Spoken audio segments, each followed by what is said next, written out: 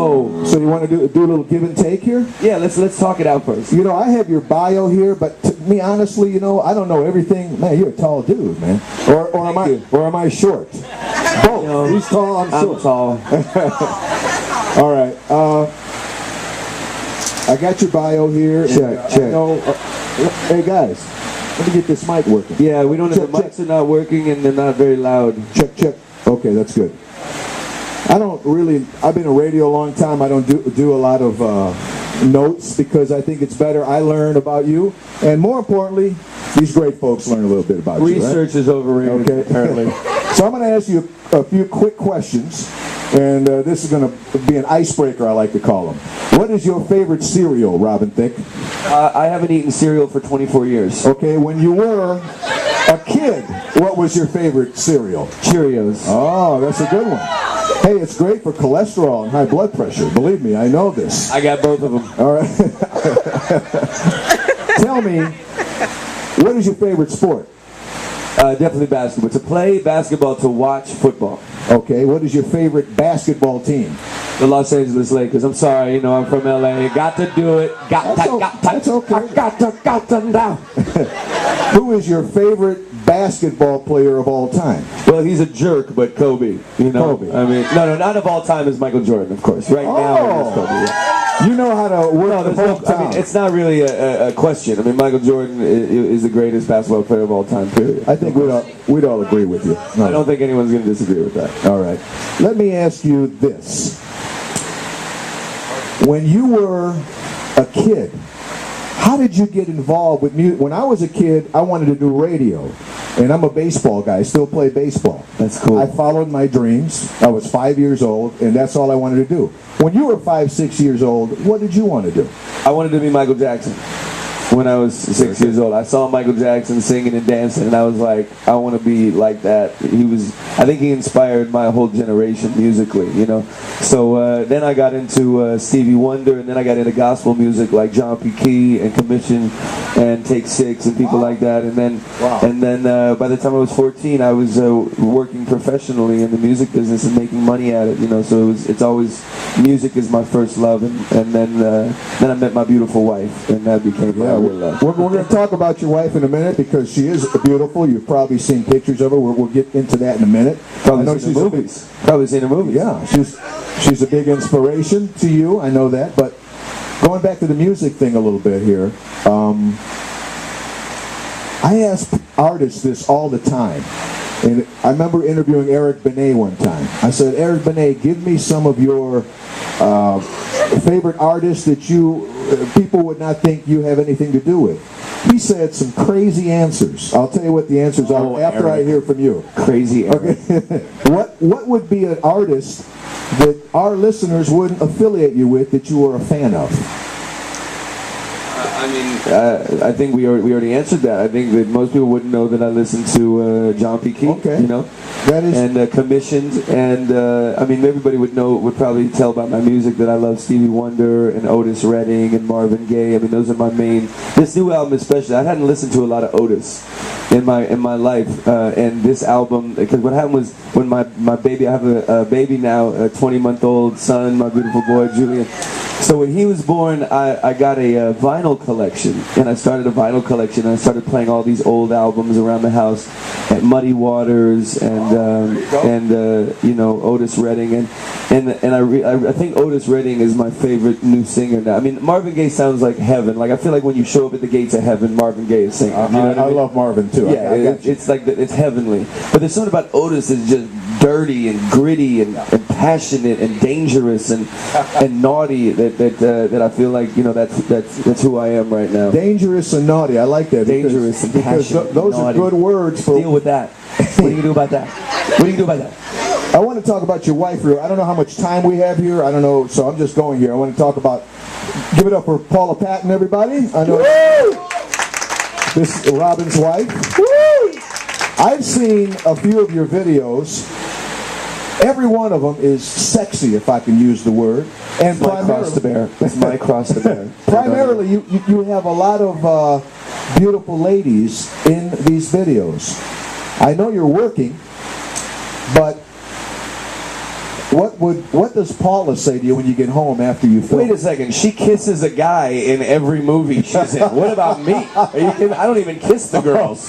Oh, She makes out and does love scenes. Let's worry about me. Well. What about my feelings? My heart. She can deal. Okay. No, we've come to learn that, you know, as long as she comes home and puts on that lingerie for me, you know, we can work it all out. We can work it all out. Everything's gonna be alright. That's how I feel about it. You talk about your inspiration, 20 months old.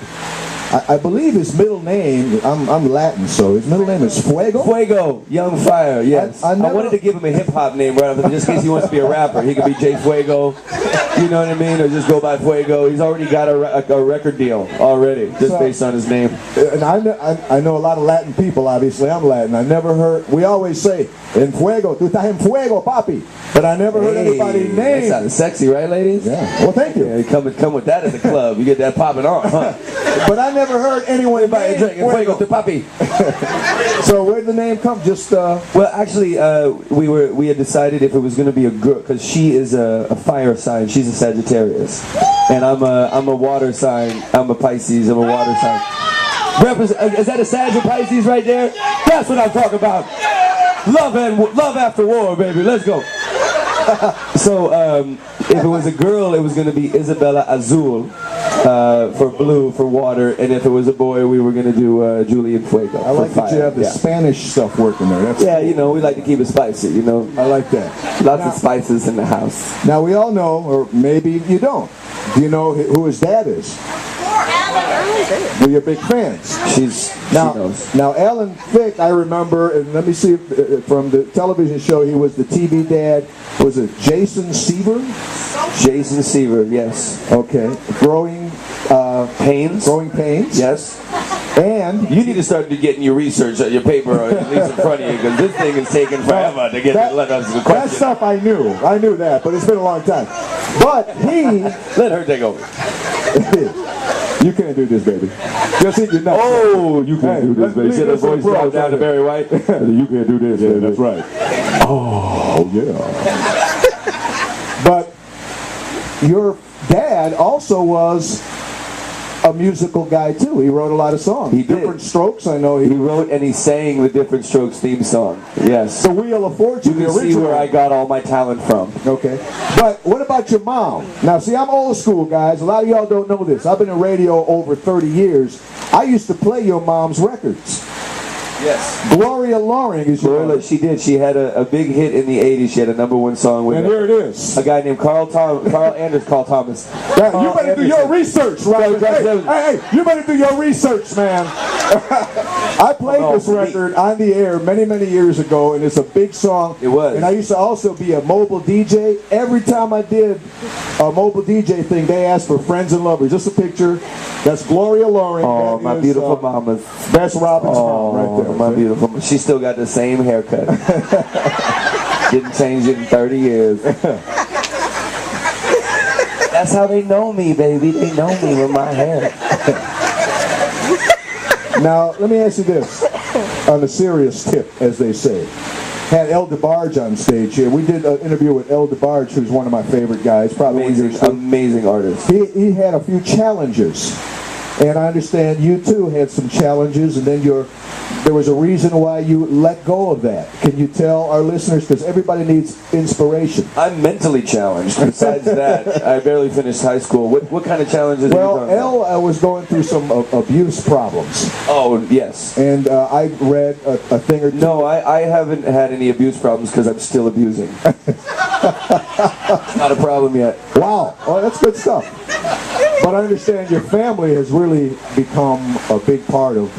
No, I mean, really, there was no way that I'd be able to take care of that woman at the house if I was abusing anything.